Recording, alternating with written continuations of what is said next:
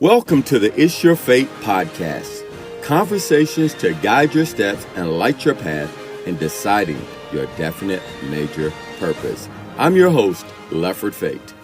Hello, this is Lefford Fate, and in this series of 17 podcast episodes, which is hosted by my good friend and colleague Mike Saunders, you're going to learn about the principles to a positive mental attitude. Hey, welcome guys. Today we have with us Napoleon Hill certified leader Lefford Fate, and we're going to be talking today about principle number 7, positive mental attitude. Lefford, welcome to the program. Hey, thank you very much, my friend. How are you today? Hey, doing awesome. And, this is just such a wonderful process that we're going through because it's such a neat thing to see how these principles tie into each other and then amplify and integrate together. And at the end, these steps are leading to success. So tell us a little bit about this principle, positive mental attitude, and why is it relevant for today? Because as we know, Napoleon Hill wrote this a couple weeks ago, right? A couple decades ago, longer than that. So why is this relevant for today? Well, I think it's relevant for today is because there's so much negative in the world today. If you pick up your paper, if you go on the internet, if you watch television, Democrats, Republicans, Independents, conservatives, liberals, everybody's going at each other. And it's negative, negative, negative. And let's be honest, if you wallow around in the mud, and forgive my Georgia because that's going to come out, but if you wallow around in the mud, you're going to get dirty. So if all you do is deal with negative, negative, negative, that's what's going to come out of your life, and that's what's going to be a part of your life. I think in computer language they say it easily: garbage in, garbage out. Yeah. So I think it's very important that we pay attention to how can we be more positive. I'm not talking about unrealistic, but positive in a way that something can pass on or come out. I think we'll be much better off. When you were mentioning that, it made me think of something, the word realistic, because I would venture to say that some people could think, well, listen, I'm having a really bad day. How are you going to make something positive out of that? So you have to be realistic, and you can't say, wow, I just totaled my car. What a wonderful opportunity this is. So how do you be positive in light of things that are happening today that have negativity surrounding us? Well, let's be honest. I hear that a lot when people are talking about realism and positive. Every negative thing, there's a seed of an equivalent benefit. That was one of the precepts of Napoleon Hill. He said, if not for the fact that his mother had passed and his father brought a new stepmother, he would have probably been a newer, faster version of Jesse James.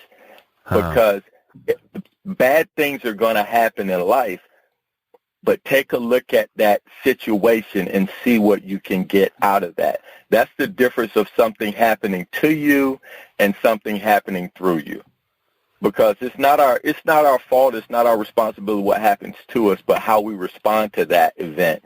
That is 100% our responsibility to work that process. It kind of reminds me when you said to you or through you, reacting versus responding, right? Right. And again, response is, what am I going to do with this? What I'm going to stop and think. I think one of the blessings that we have is that we have control of our own mind, and we get to make the choice on how we're going to respond to what happens in our lives. Yeah, that's just such a huge, huge point. Makes me think of this now, and I'm sure you've heard this before. So how do you respond when someone would say, there's got to be some misconceptions surrounding positive mental attitude? Because like we just said, there's to and through, there's reacting versus responding. What do you feel some common misconceptions are about positive mental attitude? Well, I think sometimes when people hear positive mental attitude, they think of Pollyanna. You remember that old character when we were younger? Well, I was younger. You weren't even born yet. But Pollyanna, it was like, oh, they're naive and they're not in touch with reality. Yeah. But that's not the case. You can be positive about a situation and be totally engaged with reality. And so a lot of people think, oh, they're just walking around positive.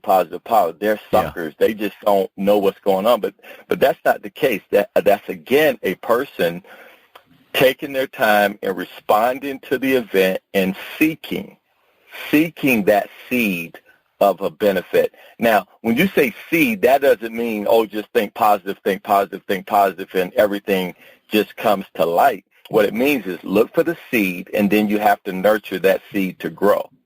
That's what that means. So there's a big old misconception, I think, that you either have to be positive or negative. No, you have to look at it, and you have to seek it. That seed is a really interesting point that you bring up, because it made me think of this. When you're experiencing some negative event and you purpose to respond to it, not react to it, so by looking at it through, positive mental attitude, doing whatever approach to have that positive mental attitude is not going to 180-degree reverse that and go poof, now it's gone, it's not negative. There's that seed, there's that small little ember burning there, and you got to fan that, and you got to nurture that one tiny good part of it, because there's still some junk out there in that negative circumstance, whatever that may be. But guess what? You're focusing on that seed, that good element piece of it, because I feel that a misconception could be that people think, yay, positive mental attitude makes everything poof disappear. Have you noticed that?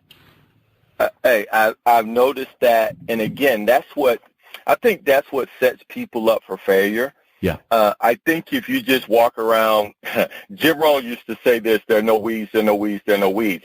If you think that there's no weeds, the weeds will take the garden. Yep. So you recognize and understand that there are negative things out there, but if you know they're out there, you can combat it. But you're also responding versus reacting. Listen, this is like real talk for me. My mother-in-law passed on Saturday, and my wife had to go to the UK to spend time, and she is struggling mightily. Now, some people would say, well, what's the benefit of that? I said, it's not a benefit, but what's going on is that she and her other siblings, who haven't always gotten along because of, trivial things get in the way. Yeah. But they've had to come together and discuss and just work through the process, and it's bringing them closer together.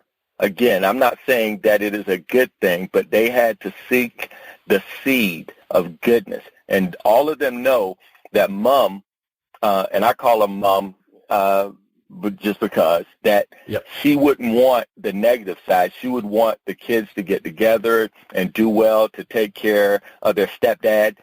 And that is a positive side out of that. Yeah. Again, nobody would have wished that, but now we have an opportunity to come together and love upon each other and heal some wounds that have been placed there over the years. And let's even think about that seed aspect and the point that I made about poof, it goes away.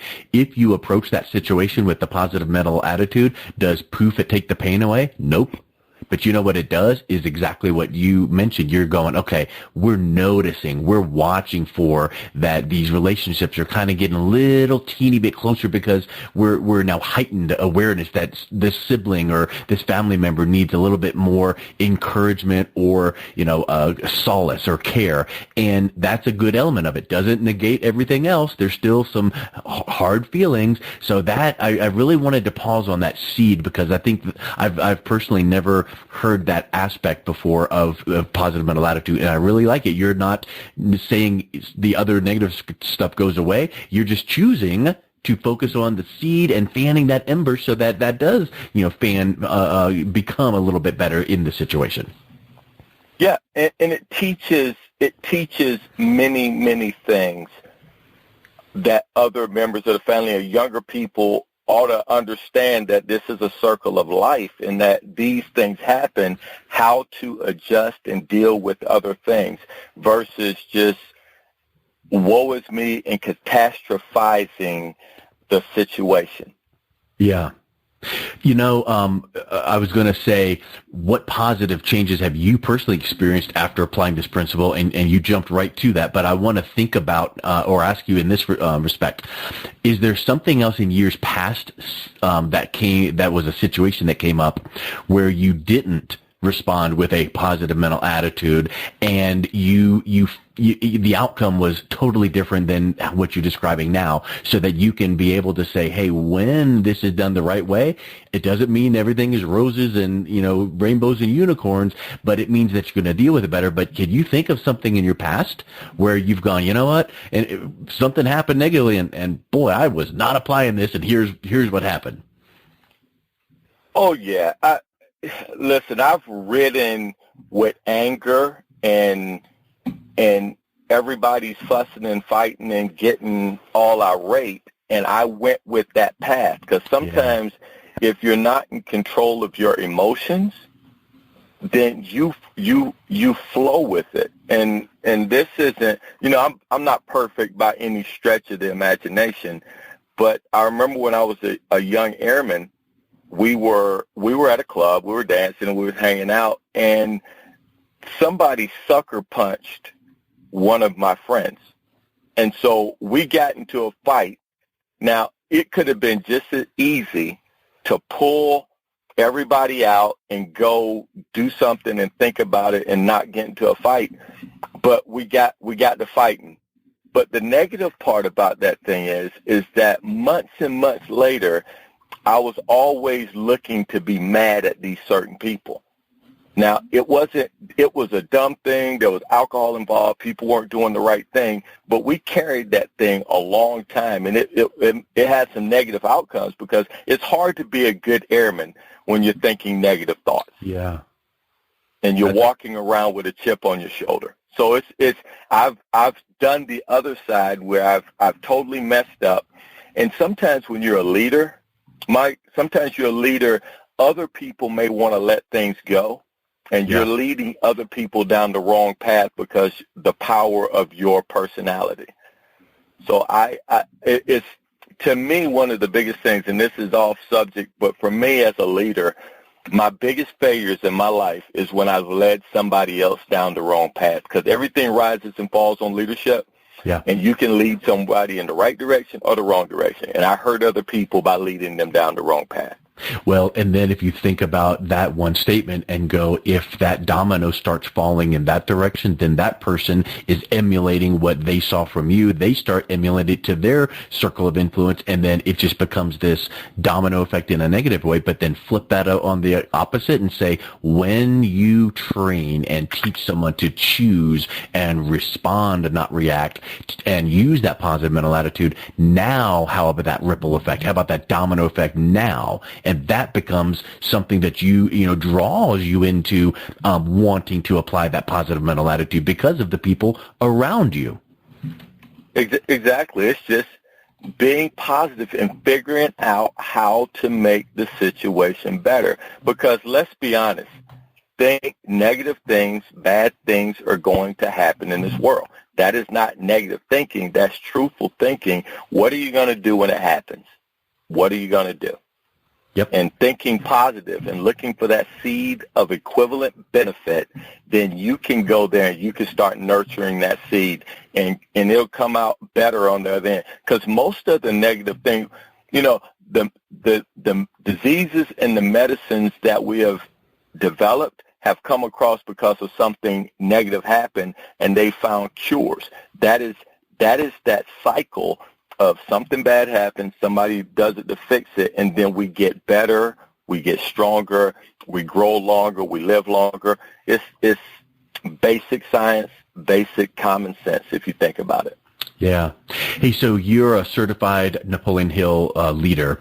What can you think of some time that you've worked with someone and helped them notice an obstacle in their life and then apply this principle so that they can get past it? Because I feel like just being aware and noticing in your own life is a big part of the battle. So how do you show and help your people you work with to be able to be aware so that they can work through that with that positive mental attitude?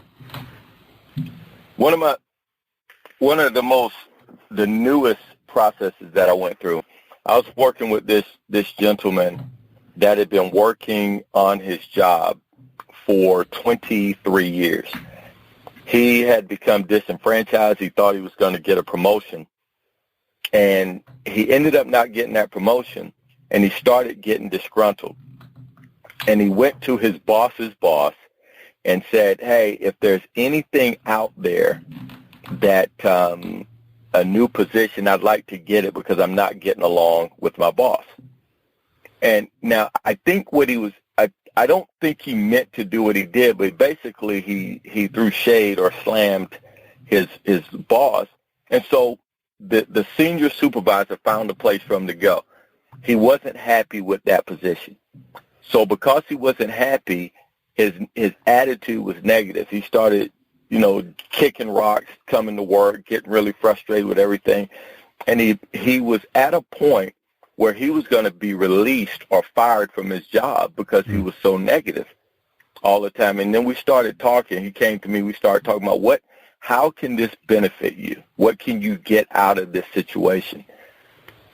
Funny enough, he ended up deciding to retire. He was close to retirement age because it was a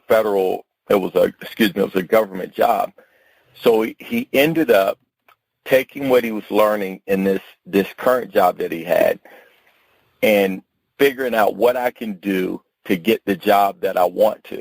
So he wasn't necessarily unhappy with the job. He was unhappy with his growth. Yeah. Once he figured that out, he went out and got another job. Now he's a contractor and a consultant with his own company and he's really, really happy. Nice. And it was based on taking a look at, hey, so what is the benefit going on that you're going through the process that you're going through? So I think this was a huge win for him because he's doing something that he really loves. And he was too close to the situation at the moment to see all that. It took someone from the outside helping him to notice that. Oh, yeah, and we do it a lot. There's an old story about you may have heard it, the old hound dog that's sitting on the nail, and he's just moaning and whining and whining and moaning. And the owner of the dog said he's hurting, but it doesn't hurt bad enough. Bad enough to get up. I think that's what it was. Right. He was miserable. He wanted to do something different. He had caused some of his own issues, but when he stopped and thought about it, said, what is the benefit of me going through this? Actually, he had to get a little bit more uncomfortable so he could get up and move to go to his happy place. Yeah. So I think that was, to me, a great example because I see that so often. When I was in the military, I saw a lot of people get to their 20 years and they didn't get out because they were afraid. Yeah. But they weren't happy until they were forced to get out or they were forced to say, what can I do to make myself happy in this situation? That's a really good point. Hey, so what initially inspired you to become a certified leader through Napoleon Hill?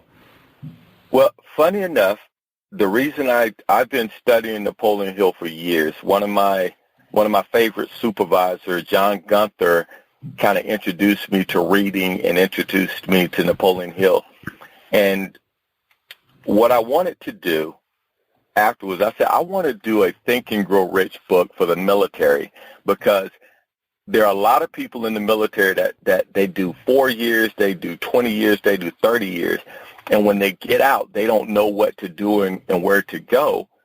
And so I was talking to a friend of mine, and he said, hey, Napoleon Hill has a certification process.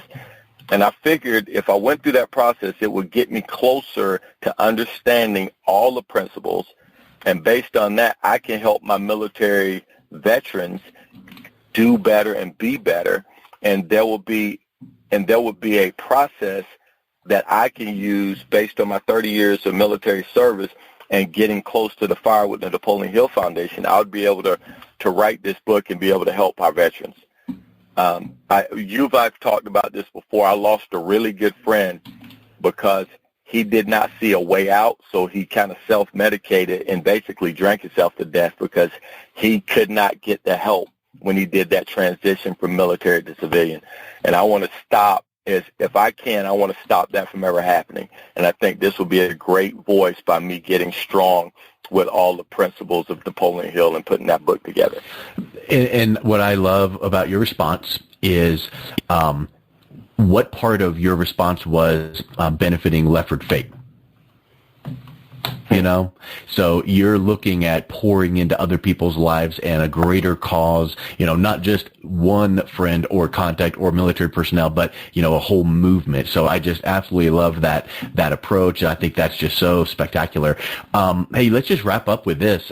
If someone hears this positive mental attitude and some of the things we've mentioned, what's at least one or two things that they could consider doing right now to implement this? Not just listen and go, that sounds all fine and good, and then get back into their life. What's a few things that they can do to say, okay, first, this, second, this? Wow. I mean, you know, I like to say I got a rule of 5, and I like to call this the Fate Fab 5. So I would tell anybody to do these things. First, when you get up in the morning, define the type day that you want to have as soon as you wake up. Yeah. That you would go so much further, say, in the morning, what kind of day am I going to have, and decide that it's going to be a good day. Second, to me, success leaves clues. Find a pace setter who, when I ran track, I always used to have that guy that was faster than me, and I modeled myself after that guy. Find somebody that you want to model, not to be a mold, but to model, and follow that person's direction towards a positive light. You're the average of the 5 people that you spend most time with. I think that was Charlie Tremendous Jones said that, and Jim Rohn said it. So who are the 5 people closest to you in your life? Figure those 5 people out. And if you're the best, the smartest, the brightest, you might need to get another person in your life so you can be stronger and better and faster. I like this thing called the hour of power. I take 20 minutes every day that I read, 20 minutes every day that I listen to some motivational messages, and 20 minutes a day as a minimum. I exercise, and I do that in the morning, whether it's a little jog, whether it's push-ups, jumping jacks, or whatever. So your hour of power every day. Read, listen, and exercise. And finally, at the end of every day, I sit down and I write out what I'm grateful for. I have a gratitude log. And that gratitude log has helped me to say, if I'm happy about these things, it's really hard to be negative when before you go to bed and you're starting to go into a dream state, you're thinking about all those positive things that go on in your life. I feel that if you follow those 5 things, you will have a positive mental attitude. And just because I'm who I am, I want to throw an extra one in there. Google 5 attitude books. I mean, if you want to be wealthy, study wealth. If you want to be physically fit, study physical fitness. If you want to have a great positive attitude, study positive mental attitude. That is my keys or my steps to success. Lefford, just spectacular. Thank you for buttoning that up and putting a nice red bow on that box with those 5 implementation steps. Let's finish up with this. Anyone interested in connecting with you to learning a little bit more, learning about what you provide, what's the best way that people can reach out to you and learn some more? Well, the best way is to reach out to LeffordFate.com. That's LeffordFate.com. And I'm a speaker, trainer, and coach. That's my website. I got a lot of products out there. And if you would do me a favor, and you don't know me from a can of paint, guys, take care of our veterans. You got people that are standing in the gap for our freedom every day. And if you could do that, you would honor me. Can I throw a quote that I read just recently that I'd love to share out before we leave? Sure. There's a quote. It's by a guy named Dr. William James, and it's amazing. It says, the greatest discovery of my generation is that humans can alter their lives by altering their attitudes. And I love that quote because it basically says that we determine our outcome based on how we think about our own attitude. Excellent. Well, Lefford, thank you so much for your time today. It's a pleasure talking with you about these principles. All right. Thank you very much, my friend. I appreciate your time. You've been listening to the It's Your Fate podcast. To connect with me and pick up a copy of one of my books, please visit www.leffordfate.com. That's leffordfate.com. You've met your fate. Now let's walk into your destiny.